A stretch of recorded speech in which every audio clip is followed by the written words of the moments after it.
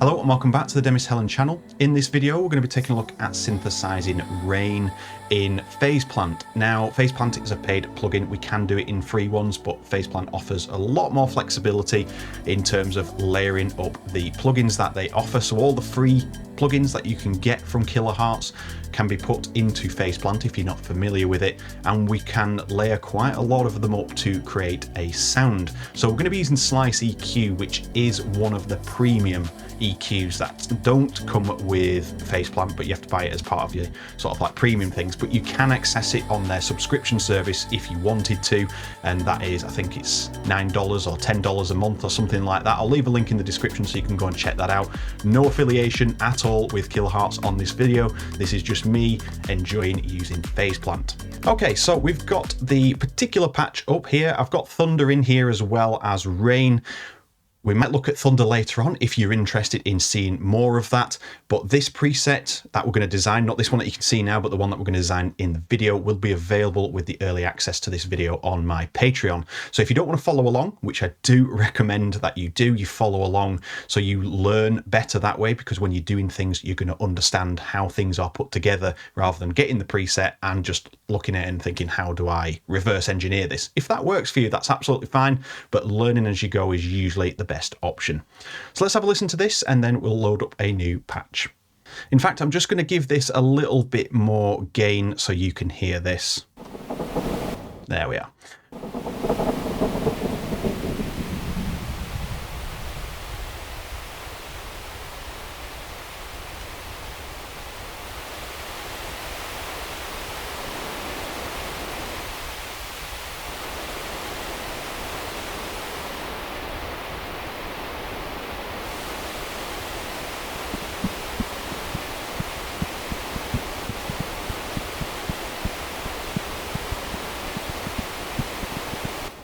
So let me show you how I go through that process of creating rain. So this is an incomplete preset, by the way. There's a lot of stuff to do with the rain splashes, hence I put a question mark there so that I can go through and obviously tweak these up, but we can get some results pretty quickly.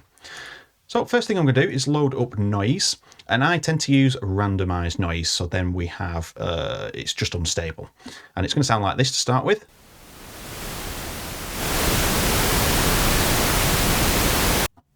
And that is all good. I'm going to add a bit of stereo in there. So we just get a bit of stereo widening so it's not mono. And we've got control over the slope here as well.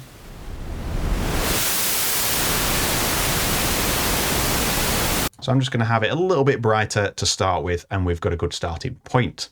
So what we need to do is think about when we add thunder into this. So if you do want to see that video where we create some thunder, we can do that as another video. Let me know in the comments if you want to see that, because I'll sort of judge it off how many of you say we want to see thunder. But we have to take that into consideration if that's what we're going to do. If we want to create an environment where there's rain, thunder, and maybe some tarp noise or an umbrella or hitting leaves, then we need to think about these three lanes here, because we have options on how we route these: lane 1, 2, and 3. So I'm going to send the rain to lane 1. Lane 3 is going to be my master output, where we sort of blend both layers together, or both sounds that we're going to be putting in there, i.e. rain and thunder. And thunder will go to lane 2. So lane 1, we want to send this straight through to lane 3. So it skips this section here, and that is exclusive then for thunder. And we're going to start with a Slice EQ, and we're going to hit edit. And first we're going to start shaping it out. So we're going to chop some of the lows out, some of the highs, and just sort of get into a ballpark area where we can hear the sound changing for the better.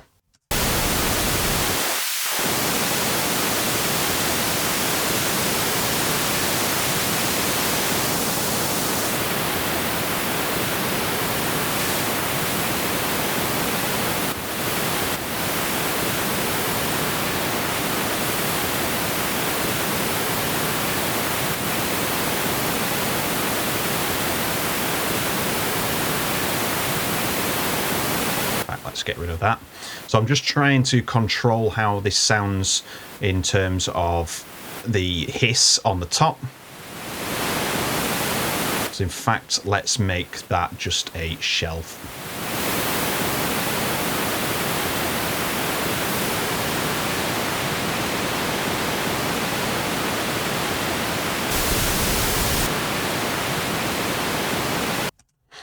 So what I'm trying to do is just bring everything together, get rid of the harsh hiss, just chop out some of the low so we have a bit of control over the main body of the sound, and we can start adding extra bits in. So I'm going to add another slice EQ into the mix here, and we're going to do some further shaping.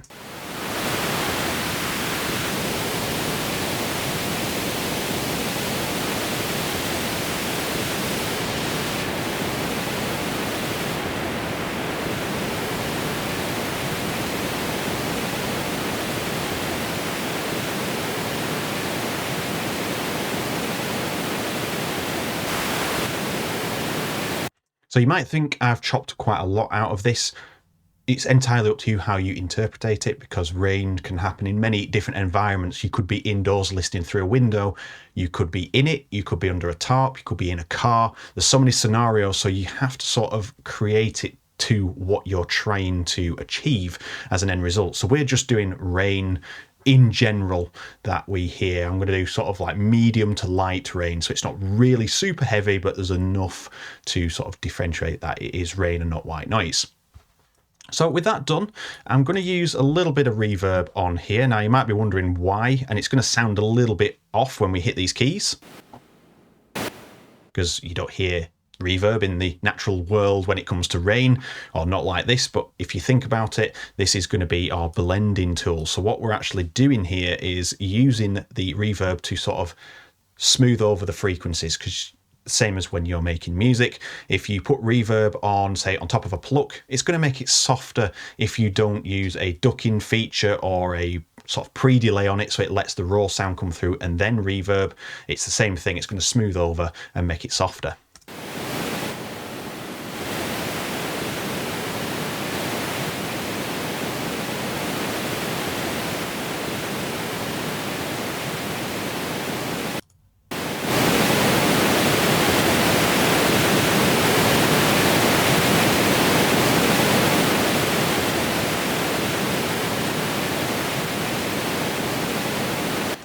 Okay, we don't want the limiter on there. Let's just move that threshold a second. Just want a bit more gain so you can hear it. It's not necessarily needs to be louder.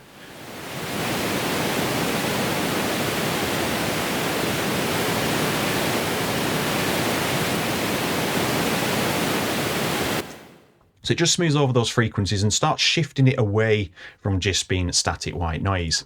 Now we need to add a little bit of movement into this before we progress, because I'm going to be using another slice EQ just to shape this, but we can use the random generators here and envelopes and stuff like that. So we're going to use the random generator, and I'm going to turn this up to about 40 Hertz, maybe something like that. Just a little bit of smoothing on there so it's not sort of on and off like a sample and hold. And then I'm going to set this to unipolar, so it's only going one way, and then we can start automating some parameters. So we could automate some of the EQ, we could automate some of the reverb, so we get that randomization in it so it's not static. So I'm going to start by automating this EQ here. So we're going to just click off there for a second, and we're going to create a point here.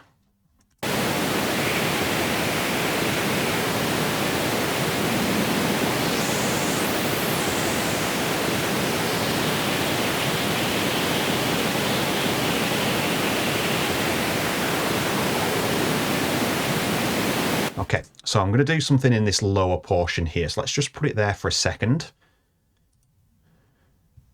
And now you can see we've got a mix control, and we have gain and offset here as well. So we can kind of shift this around if needed, and we can increase the gain of the overall thing with all of our sort of like points that we might put in there. So I'm going to turn the mix down, add this on, and give it full whack for a second.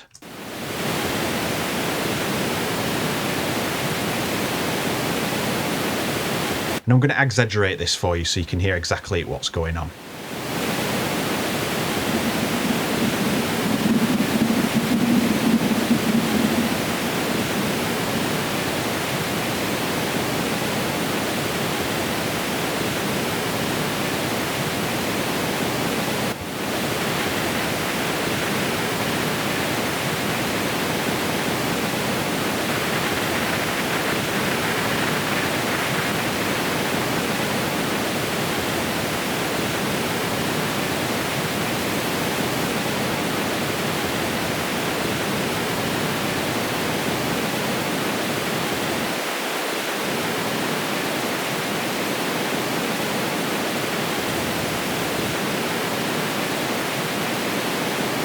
So what that's doing is creating some undulation, it's creating some randomization into the sound. Even though the noise is random, it's quite static still. You can hear a lot of the just kind of constant hush of that sound. So that is starting to sound a little bit more sort of towards what rain would sound like.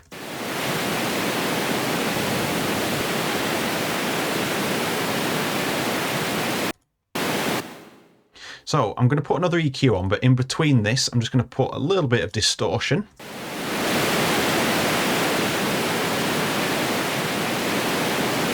Now you might appreciate that distortion, especially just overdrive on its own, is going to distort those harmonics or those extra harmonics it adds in. And what we're actually doing is driving some extra sort of randomization in the sound. That's what I'm trying to get to. I couldn't think of the word then. So if we turn this right up, you're going to hear that it goes really gritty.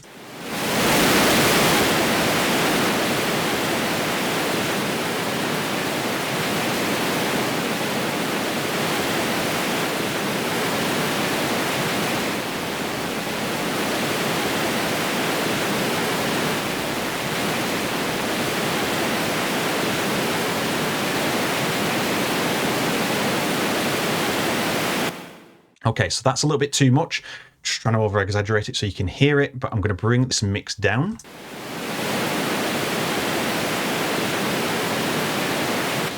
And then with our EQ, I'm going to create a light rain. So I'm going to start by cutting out that area, but I'm going to do a low cut, bring it up as far as I can, make sure it's on a 6 dB slope, which this one isn't. So it's nice and gentle.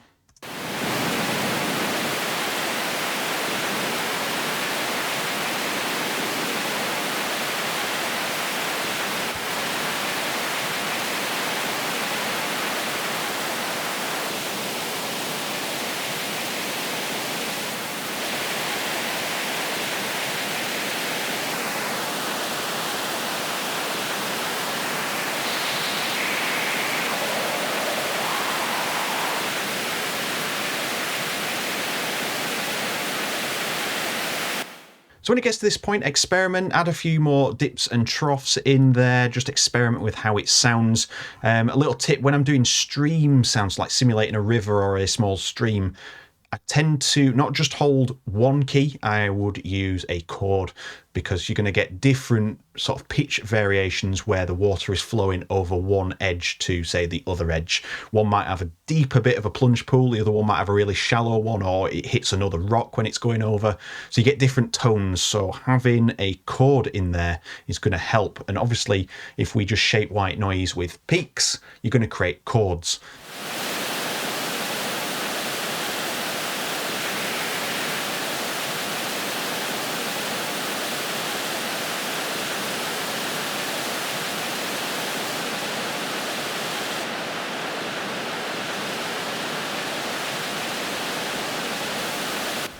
And with that low pass, you could hear I can just change where we are in the environment. We could be inside, in a car, under some trees. There's so many things that we can do.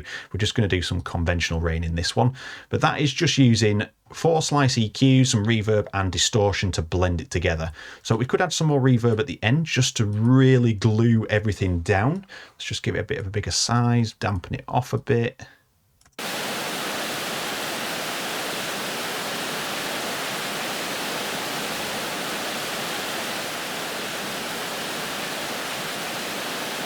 Just going to get that other reverb width up.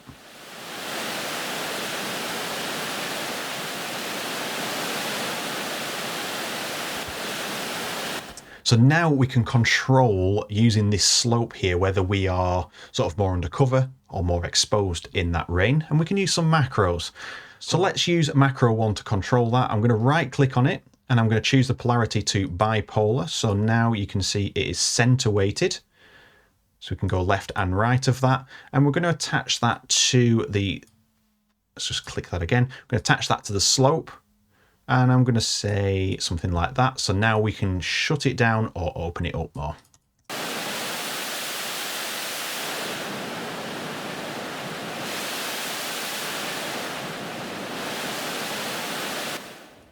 So we can say out is that way and in is that way. Let's just do something like that. And then that just gives you that sort of idea of inside, outside, more undercover, more not undercover.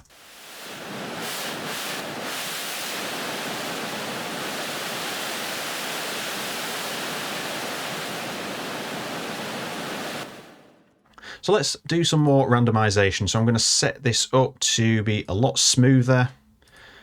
And let's just get this up there, something like that. Just a bit more jitter in there. And then we can start automating some other parameters on this. So we've got options of adding filters and distortion in here. So let's add 2 filters. And what I like to do is a high pass and a low pass, so then I can control either way really quickly with these. I'm going to leave it on the ×1 and leave the Qs where they are for now, but just change one to a high and one to a low.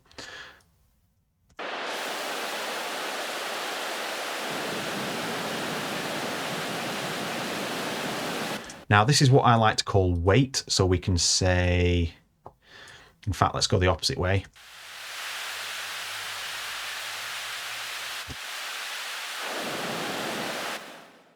So we can call that rain weight, and that just means, is there more low end in it? Does it sound heavier? Is there more raw to it?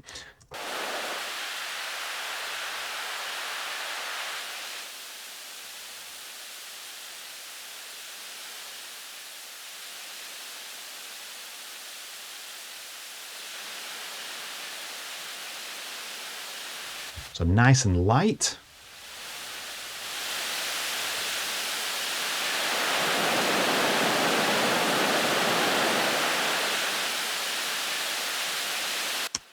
Now, what I like to do is call this one group rain, like so. Shut that down, open this one up and call this splashes, for example.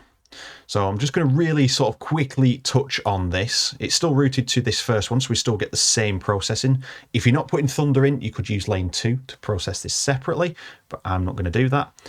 And what we're going to do is use all the same controls, so it's obviously shaping the rain at the same time, but we're going to use this random generator to sort of simulate the splashes or the hits on the floor. So we're not going to go into great detail on this, just to add a bit more realism.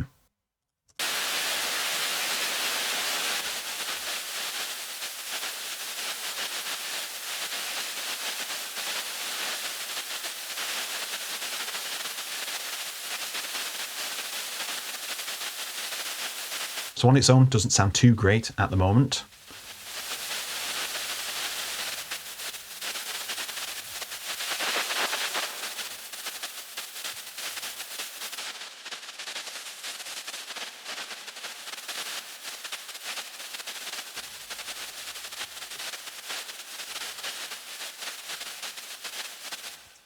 And then I'm going to use the same random generator. In fact, no, let's make a new one.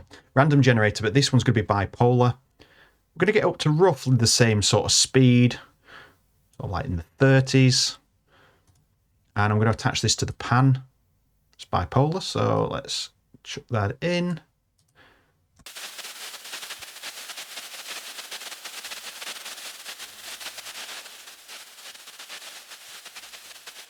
So I'm going to put this onto stable.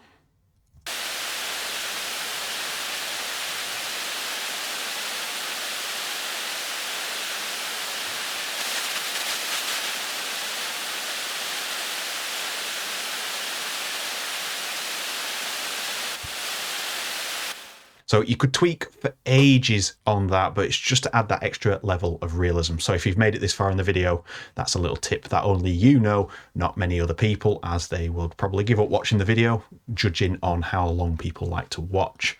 So back to the rain, we're going to add a little bit of modulation on this top end. So I'm going to use the same here, but for the top, and just a little bit, you can see there, minus 2.8%, really small amount. So this is going to add to that splashing technique that we've just used on that other one, but we're going to do it a lot more gentle. I've just over-exaggerated this for you to hear what it's doing.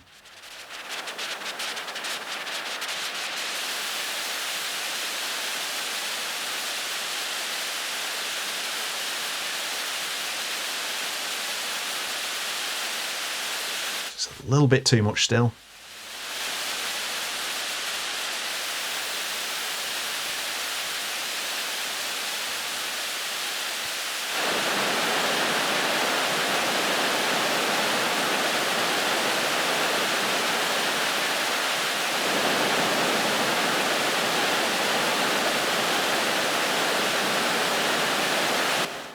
So we've got a rough estimate on rain there. I'm trying to keep it really sort of straightforward so you can understand every sort of step that I'm taking and why I'm doing it. But I do encourage you to experiment with those EQs. I've created a certain tone in this for this particular rain with nothing really in mind, just creating rain and helping you understand how we can create the texture of rain from it hitting the floor to the amount of the rain falling, the environment that we're in. We could say this is more of like a city sort of rainfall sound, or maybe even in a forest or something like that. We could add all these extra bits like the splashes. We could add in hits on the leaves. We could add umbrellas, tarps, all that sort of stuff. There's loads of things that we can sort of go down that path of, but you have to know what you want to do at the beginning so that you sort of keep everything open for like the lanes, for example. We know we're going to put thunder in there if you want to see it. Don't forget, let me know if you want to see that.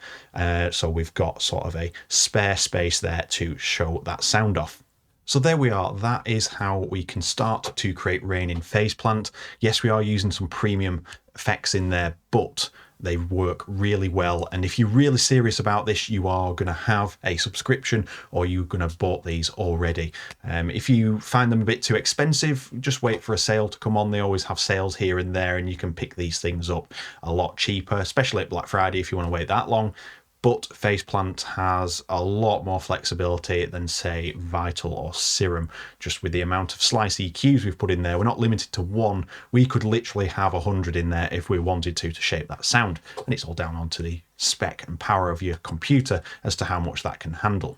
And with that said, thank you very much for watching. You know exactly what to do if you enjoyed the video. If you have any questions about what you've seen in the video today, let me know in the comments.